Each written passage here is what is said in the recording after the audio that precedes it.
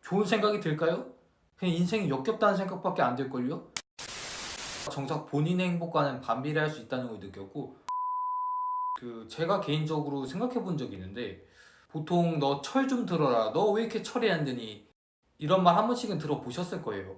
이게 대부분 사람들이 철이 빨리 들수록 좋은 거, 철이 안 들면 안 좋은 거라는 개념이 관념마냥 박혀 있는데, 저는 사실 좀 많이 다른 생각을 가지고 있어요. 전 사실 철이 일찍 되면 그건 불행한 일이라 생각합니다. 보통 철이 되면 생기는 특징이 기본적으로 책임감이 강해지는 것부터 시작해서 어떤 사람은 그 책임의 범위까지 매우 광범위해지고, 심지어는 누구나 생각하는 작은 욕구라도 죄책감을 가지면서 과도하게 억누르는 경우도 되게 많은 것 같아요.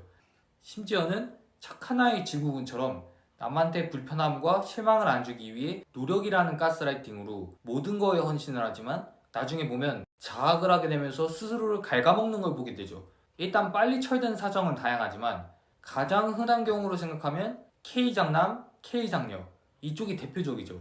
그 다음으로 가정 형편이 좀 어려운 경우, 또는 집안이 무섭고 엄격한 경우. 일단 공통점이 눈치를 빨리 배워요. 그리고 지나치게 성숙해지면서 애어른 과정을 밟습니다. 근데 역설적이게도 크면 어른아이가 되는 경우도 은근 많아요.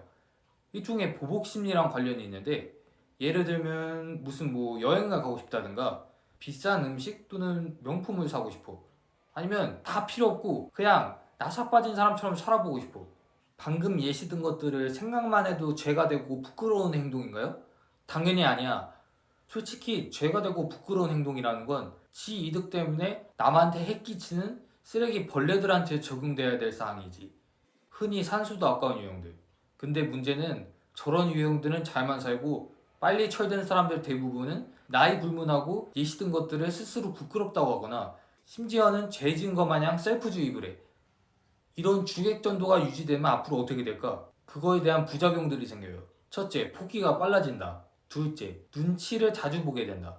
나 같은 게 무슨 분수도 안 맞는 그런 거래, 난 하면 안 돼, 이런 식으로 스스로 고생시키다 보면 무의식 중에 나는 뒤처진 사람이라 생각하게 되고, 그렇다 보면 당연히 남 눈치를 상대적으로 많이 보게 돼요. 가뜩이나 서로 눈치 과하게 봐서 족쇄 묶인 거 마냥 필요할 텐데 이게 뭐야.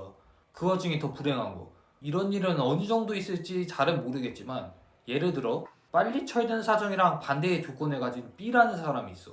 이게 차라리 사람이 착하거나 인간성이라도 좋으면 응원이라도 하게 되는데, 이 B라는 사람은 책임감도 없고 욕심 많고 충동적이고 남이 불편하거나 실망할 만한 짓도 많이 해.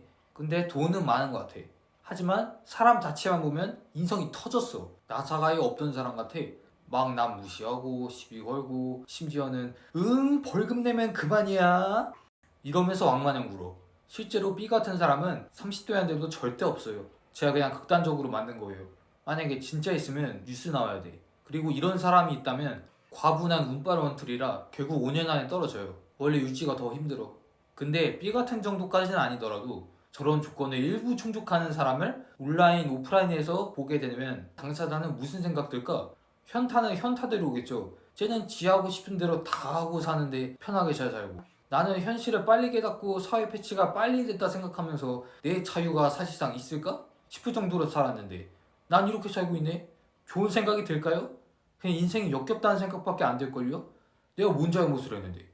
그 와중에 타인들은 내 사정 알지도 못하면서 너가 도태고 열등하게 태어났으니까 노력해도 그런 인생이야, 더 노력해야지, 이러고 있어. 만약 이런 상황이면 열심히 살고 싶을까요? 역겨운 걸로 안 끝나고 번아웃 올걸요? 사람 체력이 유한한데 그래 난 쓰레기다 뭐 어쩌라고, 노력이고 나발이고 아무것도 안 해 그냥 배째 어차피 불행할 거, 이렇게 된단 말이에요. 만약에 이런 사람이 계속 생기면 어떤 관점이든 서로 좋을 게 없을 것 같은데. 그리고 제가 사실 이런 내용을 처음 느끼게 된 게 넷플릭스 보고 느낀 건데, 연애 프로그램 속 지연님은 무서운 아버지를 피해 일찍 집으로 나와 스스로 자립한 분이었어요. 그때 이두님이 지연님 보면서 듬직해 보이고 어른스럽다 말했지만, 정작 지연님은 공주처럼 자란 것 같은 너가 부러워라고 말하더라고요. 결국 남들이 해주는 어른스럽다는 칭찬이 당사자에게는 사실 버티기 위해 선택권 없이 입어야 했던 무거운 짐이었던 거죠. 타인의 높은 평가가 정작 본인의 행복과는 반비례할 수 있다는 걸 느꼈고, 어떻게 보면 지연님 입장에선 웃지 못할 칭찬이었을 것 같아요. 그리고 정목님과 이두님의 데이트 장면도 참 기억에 남는데, 이두님이 매년 크리스마스면 미국에 가서 스키를 탄다며 미래를 꿈꾸듯 말할 때 정목님의 표정이 눈에 띄게 굳어지더라고요. 근데 역시나 정목님은 인터뷰에서 좀 다른 것 같다며 거리를 뒀죠. 사실 이두님이 잘못한 건 전혀 없어. 그냥 본인의 평범한 일상을 말한 거니까. 물론 요즘 싼 여행 많고 일본 여행이 부산보다 싸다고들 하지만 매년 미국을 가는 건 차원이 다른 이야기지. 특히나 지연님 사연 말할 때 눈물까지 흘린 정목님을 봤을 때 평소에 책임감과 신중함이 많이 부담되셨을 것 같고, 그래서 제가 볼 땐 누구한텐 당연한 계획이 일찍 철들어 치열하게 살아온 누군가에겐 큰 차이로 다가오다 보니 그 순간 정목님이 복잡함을 느끼고 서늘한 거리감으로 인해 갑자기 바뀐 거구나를 느끼게 됐어요. 이게 길면 지루할까봐 빨리 끝냈는데 더 말하지 못해서 아쉬운 게 많네요. 특히 어른아이 부분. 일단 연애나 다른 주제를 올리고 이거 관련된 거 말할 기회 되면 다른 거랑 말해볼게요. 다음 영상으로 찾아뵙겠습니다.